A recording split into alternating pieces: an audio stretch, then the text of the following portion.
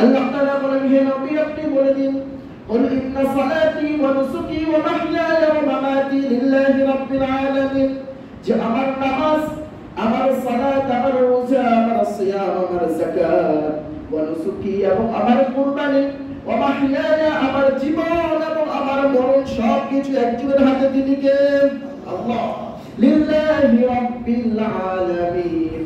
আল্লাহ তাআলা বলেন যে হে নবী আপনি বলুন, আমার নামাজ, আমার কুরবানি, আমার জীবন এবং আমার মৃত্যু মহান রব্বুল আলামিনের হাতে।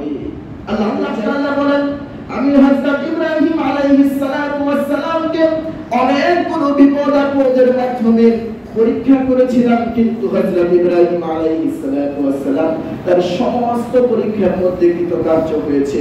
যেহেতু হযরত ইব্রাহিম আলাইহিস সালাতু ওয়াস সালাম তার সমস্ত পরীক্ষার মধ্যে কৃতকার্য হয়েছে, এইজন্য আমি ইব্রাহিম আলাইহিস সালাতু ওয়াস সালামকে সমস্ত মুসলিম জাহানের নেতা হিসেবে ঘোষণা করলাম।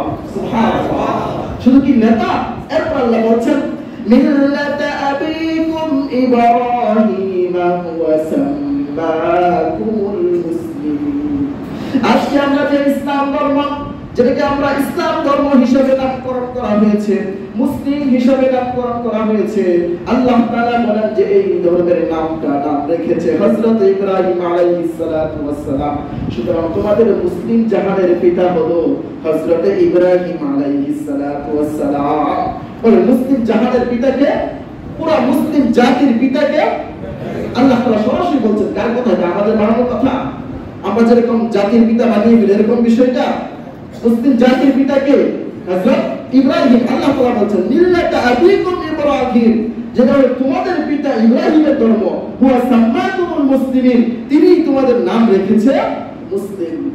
সুতরাং আমাদের পুরা একটা হলো পুরা মানব জাতির পিতা, তিনি হলেন কে? হযরত আদম আলাইহিস সালাতু ওয়াস সালাম।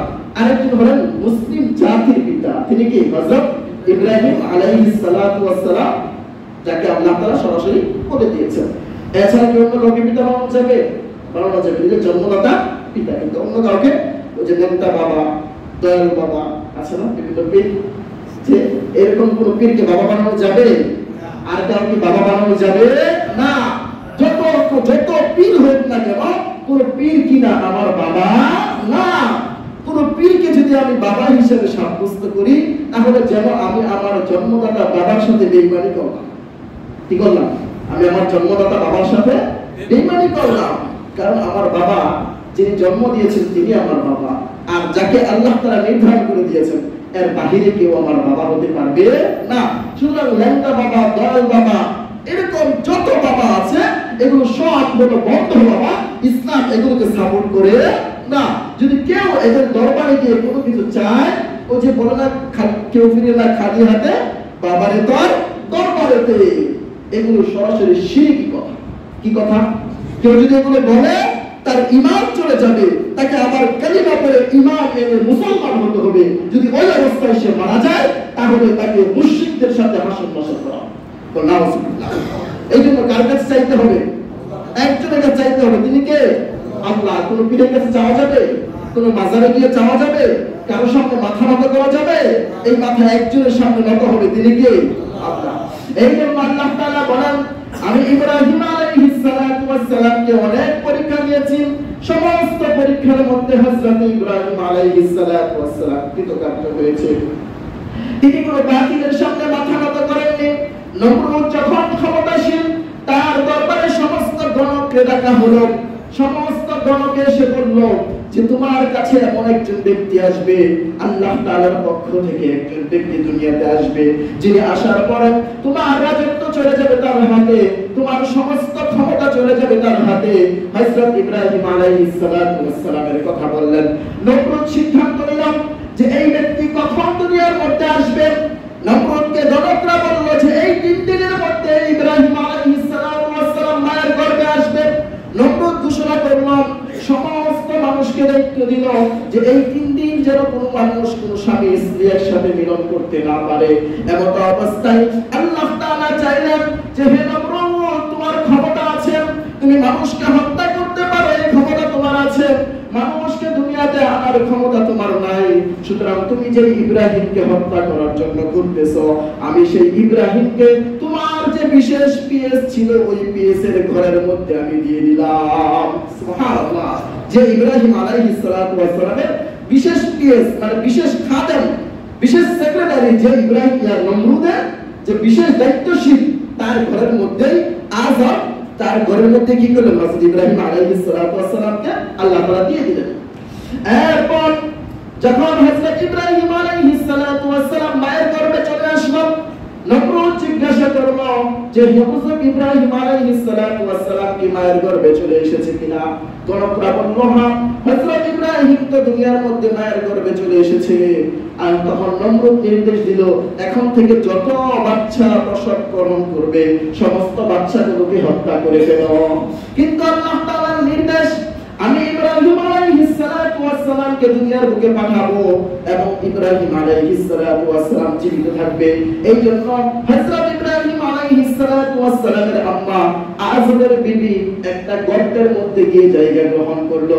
ওই গর্তের মধ্যে যখন হযরত ইব্রাহিম আলাইহিস সালাতু ওয়াস সালাম জন্মগ্রহণ করলো, এভাবে 7-8টি বছর কেটে গেল।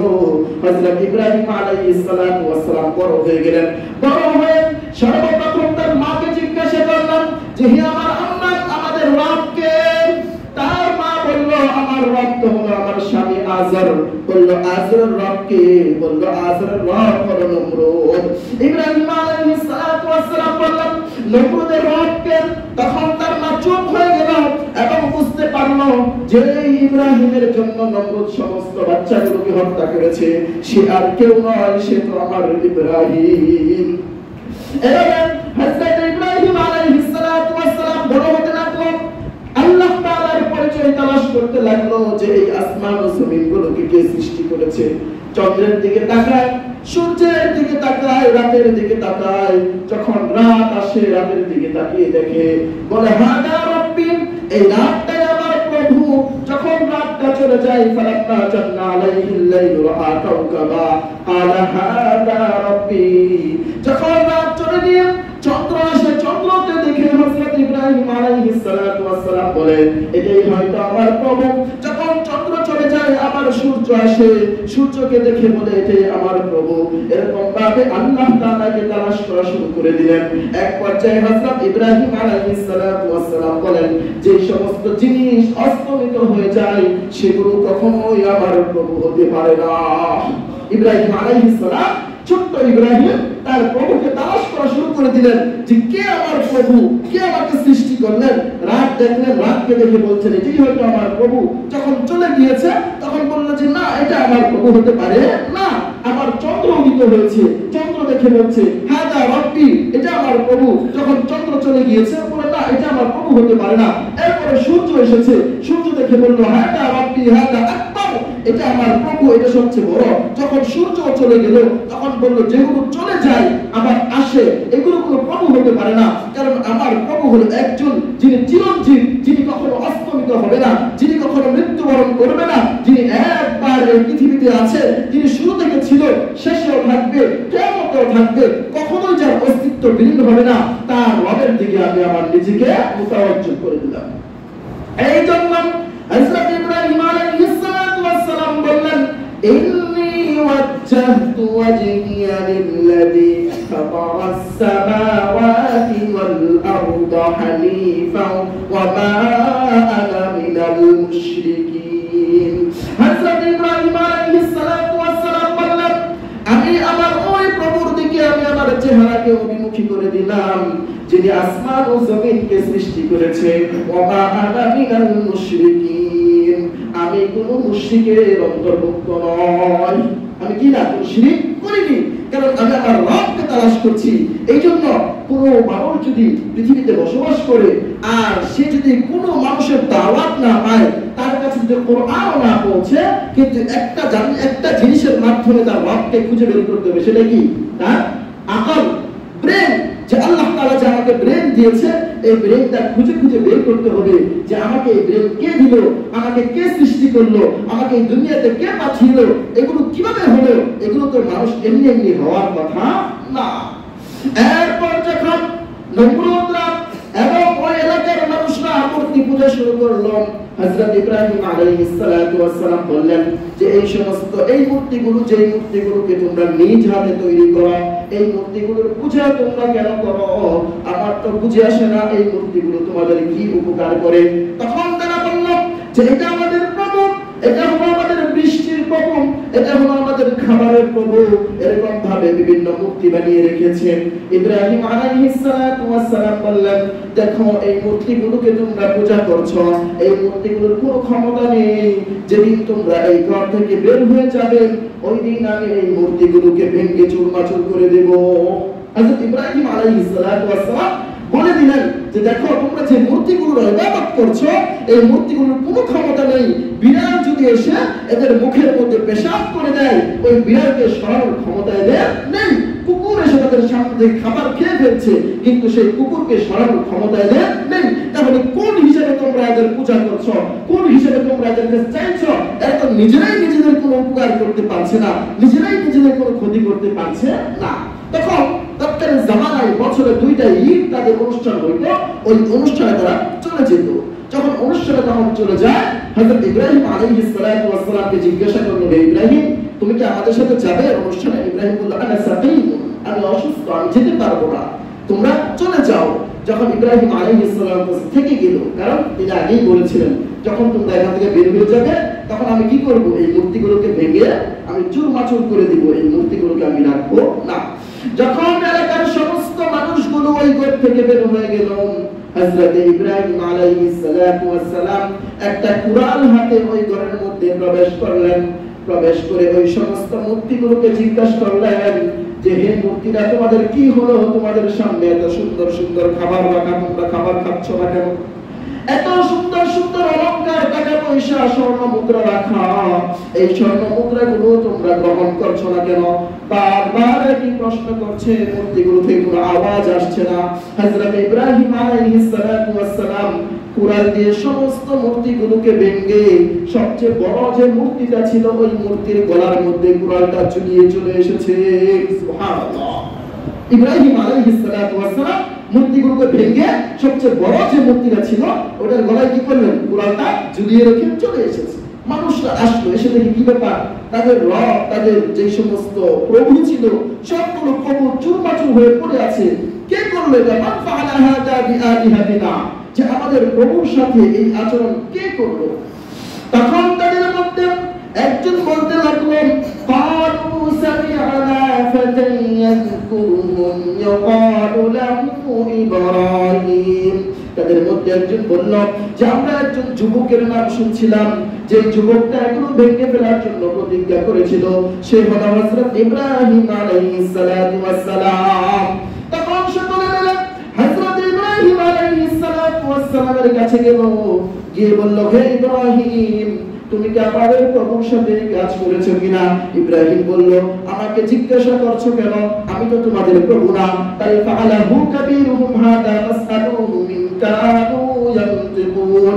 তোমরা তোমাদের এই বড় প্রভুকে জিজ্ঞাসা করো, এই যে দেখো তোমাদের সবচেয়ে বড় মহান যে প্রভু, তার গলার মধ্যে কুড়ালটা ঝুলে আছে, সেই এই সবগুলো মূর্তিকে ভেঙে একা রাজত্ব করার জন্য তার গলার মধ্যে কুড়ালটা ঝুলিয়ে রেখেছে।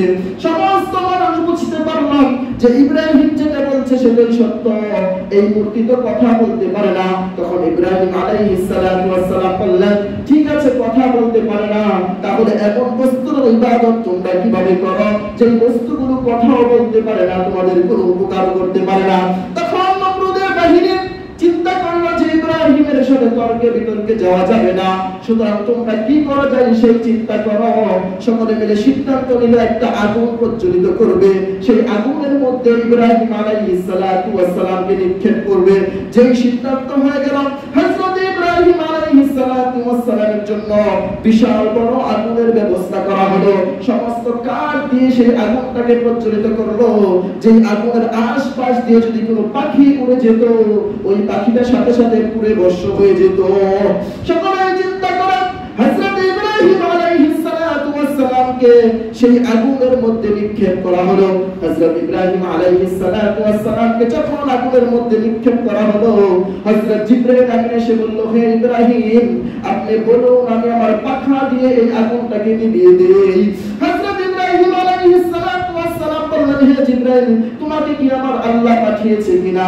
বলল, না, আমার আল্লাহ আমাকে পাঠায় নাই, আমি নিজে থেকে এসেছি। ইব্রাহিম বললেন, তোমার মতো সাহায্য আমার প্রয়োজন নেই। আমি যেই আল্লাহর জন্য ইবাদত করি, যেই আল্লাহর জন্য আমি আগুনের মধ্যে নিক্ষিপ্ত হয়েছি, ওই আল্লাহ তাআলা যতক্ষণ পর্যন্ত আমাকে সাহায্য না করবে, পৃথিবীর কোনো মাখলুকের সাহায্যের আমার প্রয়োজন নেই।